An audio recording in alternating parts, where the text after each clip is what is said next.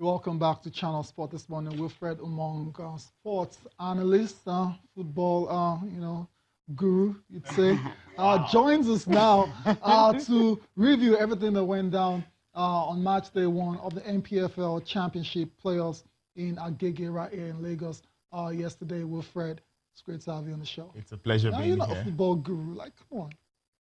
Okay. Maybe when the coaching licenses are ready. When they start coming in, right? So you're taking your badges now. That's so what for you're now, saying. let's just stick to journalism. It's great to have you. Let's get confirmation of matches that went down yesterday. The results, like I said, 2 wins for Aimba and Lobby Stars. Lobby Stars won against FC Ifeanyi by 3-1, while the other matchup between Aimba and Rangers ended 1-0. That was the first game of the day. The second game of the day ended 2-2 and failed. Okay, that was a draw.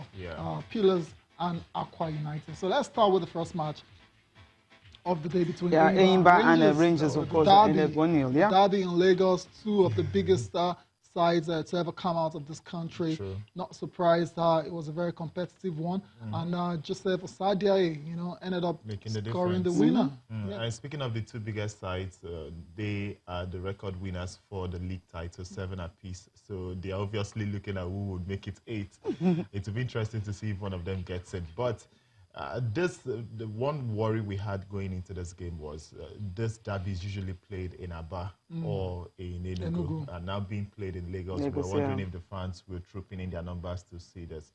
A good number of them were around to see it, and they weren't disappointed when you look at the display from both sides. Now, it was a game of 2 halves, in my opinion. Aimba might have won it, but it's a game that could have easily ended as a stalemate because in the first half, it was Aimba who dominated proceedings. Even before Osadiaye scored that goal, he had hit the crossbar from a free kick, which was a very brilliant one. But in the second half, the Rangers defender failed to clear the ball immediately after the restart. The ball fell kindly to Osadiaye just at the edge of the box, and the goalkeeper had no chance. He buried it expertly, 1-0.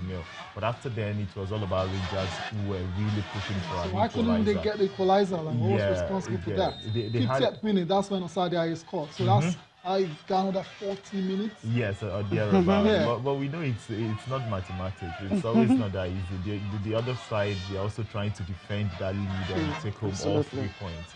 And so Rangers did their bit, but unfortunately they couldn't find the back of the net. But let's not get carried away. Yes, Aimba, in my opinion, balance of play looked more purposeful. They looked the better side. But what I saw with Rangers, they can still get positive results from this playoff and move up the table. Let's just wait for round 2 of games. But Aimba are definitely in the driving seat. Fantastic. Yeah, it's not a better way to start. That's the goal. Fantastic strike there. Well taken from Joseph Osadiaye. And that's how the match ended. 1 apiece. Let's take post-match reactions now coming from the managers of both sides. I'm talking about Bunga Ogunbote as well as Usman Abdullah. With Rangers, it's always a history behind the game, and this season we share the points in this season. And as I said earlier on, this playoff will give us a better opportunity to settle the score. And I guess you've seen what happened. So we are happy with the 3 points we had. Actually, the points are more important now at the moment. I think I'm very happy with the 3 points. Yes. Yeah, I think we're coming out to win and grab the 6 points so that we can have a comfortable lead. And so it depends. This is just the first game, and we don't know what the next game is going to be. So at the end of the day, we will figure out what position we stay in. Yeah. Well, the game has been played, won and lost. I think I want to see it as a temporary setback. It's not a disaster. Please, we still have. I think we need to go back and take positives from it. And we have 4 games left to make statements. Well, everybody was a registered player, and at every point in time, you have the right to use anybody. But if the game is not going the way it was planned, all we need to do is to make amend and make a change, which exactly we did. But unfortunately, we couldn't score. The game just began. which we come here for a positive result in this first game, which we know that is going to really help us. But unfortunately, we did not get it right, and we have the defeat in the first game, which we know we still have the chances to come back to make sure that we got the trophy that bring us here. I would say we started Paul, which and after conceding a goal, that is when we come up to play. So I think that is one of our issue of the game today. Yes, Godwin, a good our Rangers player. They're still positive. I mean, it's just one loss. Yeah. So, yeah. Sure, but one challenge I had is a few changes they made yesterday. That's Bengal, but I feel the impact wasn't really felt. We saw Michael Lucho, the former Eagles, flavor. Flavor, right? Okay, so he didn't bring any flavor to the game when it came on. But he did. He could play very well, okay. And he frees up the person playing off his shoulder very often, which was quite impressive. But at the point he was taking off, I think it was Bobby Clement who came in. Yeah, it was Bobby Clement. The impact wasn't really felt as much. If I George, he was doing quite well, from the middle. You could tell that he was purposeful, but still the cutting edge seemed lacking. But going into the second game, lots of positive, like I said earlier. They look like a team that could just get their hearts together and still get positive results. Okay, wait and see. Let's take a look at the second one, the Kano Pillars and Aqua United. This was always going to be a thriller. I mean, this was a thriller. 4 goals scored, but 2, they had to share the spoils there because no one wanted to lose at all. So I don't know who's going to take the positive now. But for Kano Pillars started very well. 3rd minute, David Ebuka, put them ahead.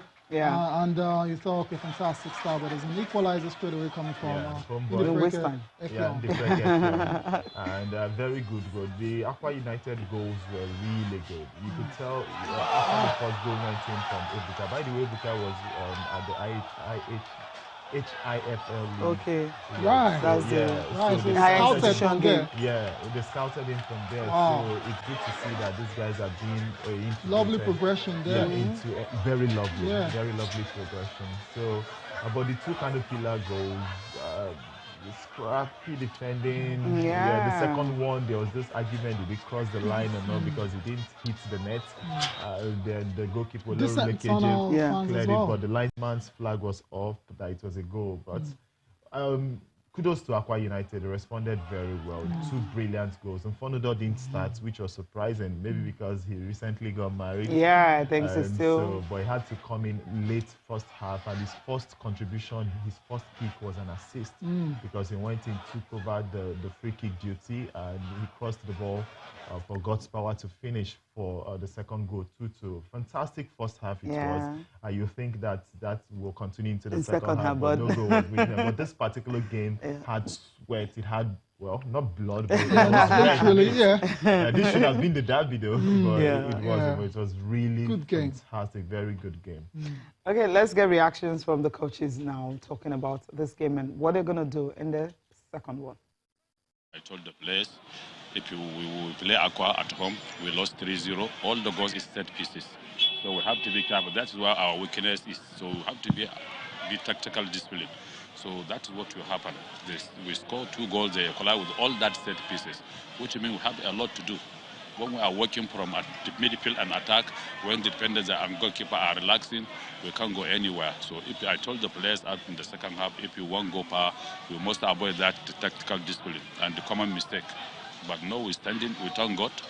So since we escaped with 1 point, so we have to go to the drawing board. We have time tomorrow. We have to work on our error. We watched the match. We play very well. But it's okay, it's draw. We have next game. We need a plan for next game. But for me, it's okay. We play well. Opponent score first. We equalize. Opponent score 2-1. We equalize. It's good for my boys. I'm very happy the attitude that my players have today in the game.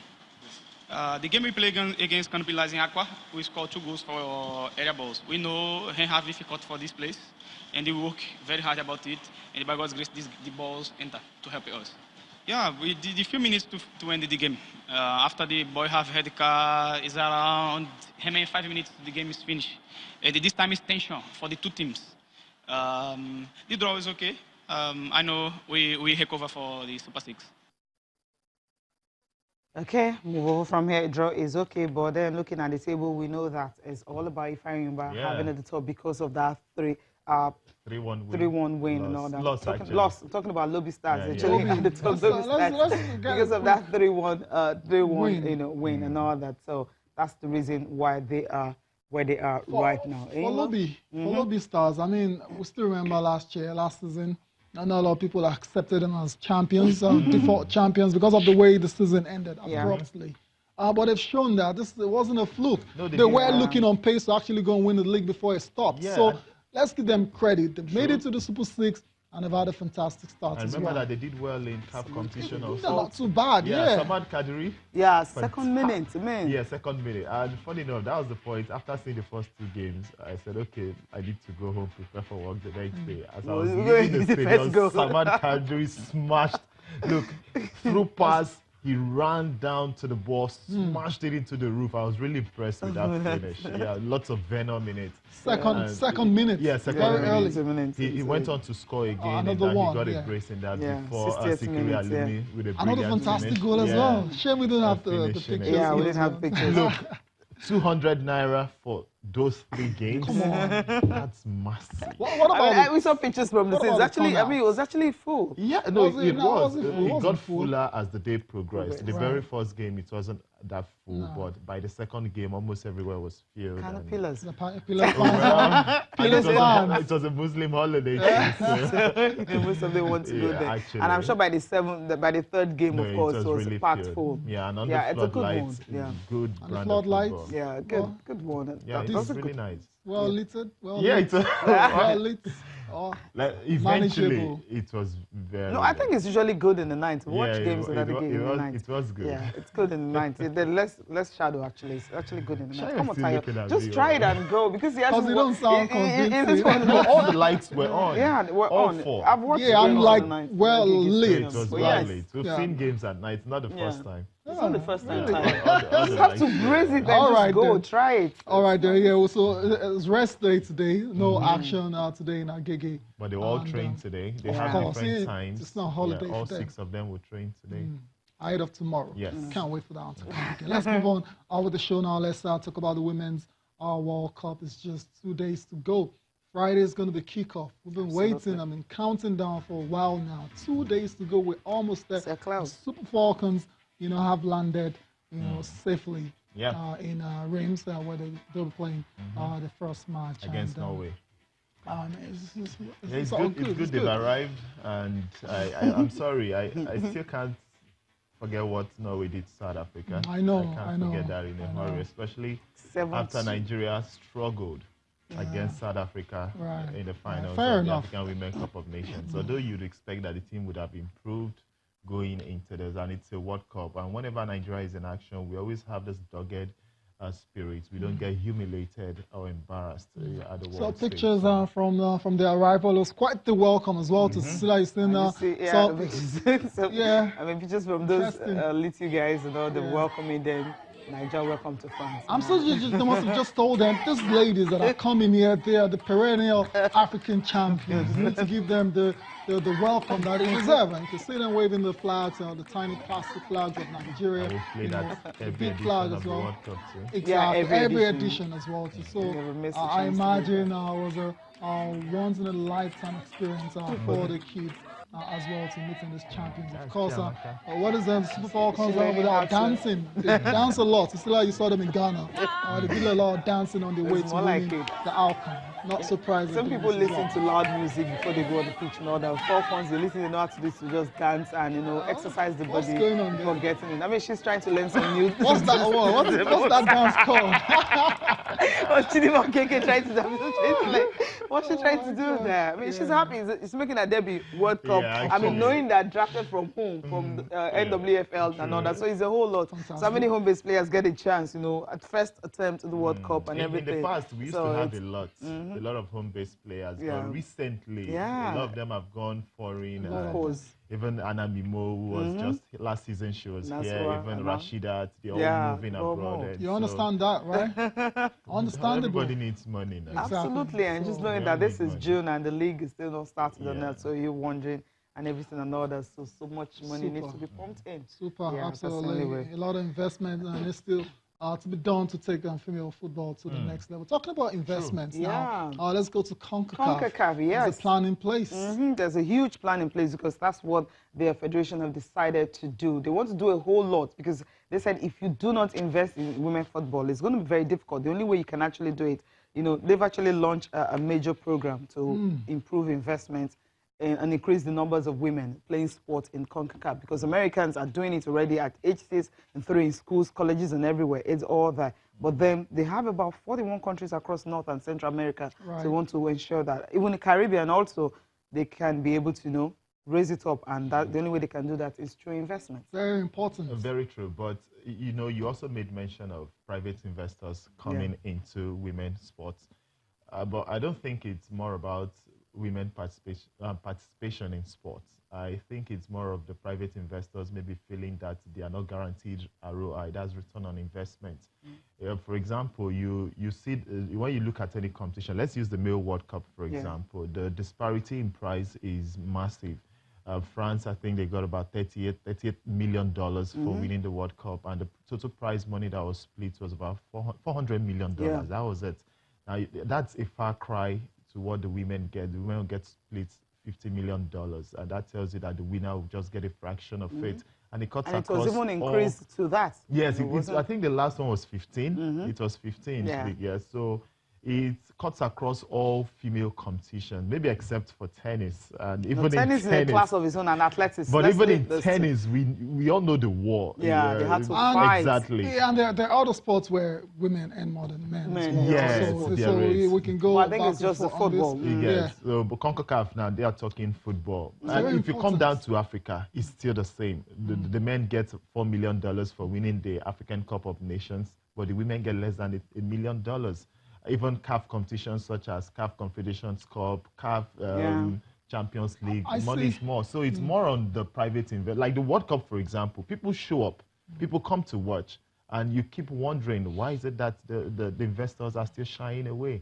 So a lot of them maybe just need to understand that, look, there is money in female football. People are interested in it. And if you put your money there, you definitely get your return. Exactly. Okay. That's why the CONCACAF have decided to launch out the major program to improve investments in women's football. Let's listen to the president of CONCACAF now. Women's football is not a cost. It's an opportunity. Let's invest in it. Not just our funds and our resources, but our energy, our time, and our heart. Women represent 50% of the world's population and 95% in my house. That's a huge audience. And it means that in women, we have an opportunity to transform the landscape of football in our region. Think about your daughter, your granddaughter, your sister, your mother, the women who have influenced you in your life.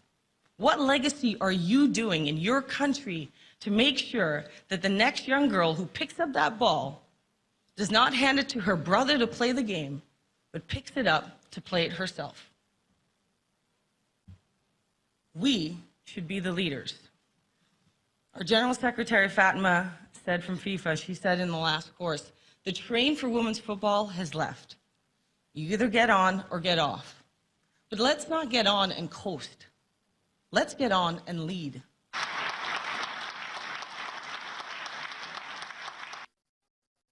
That's the former Canadian goalkeeper Karina LeBlanc there, also speaking on the importance of investing in women's football in CONCACAF. Of course, we're going to see Jamaica, first Caribbean side to qualify for the World Cup in France. So that's fantastic already. We need to go on our last break on the show, and we'll come back. We'll continue our countdown to the international friendly between Nigeria and Zimbabwe.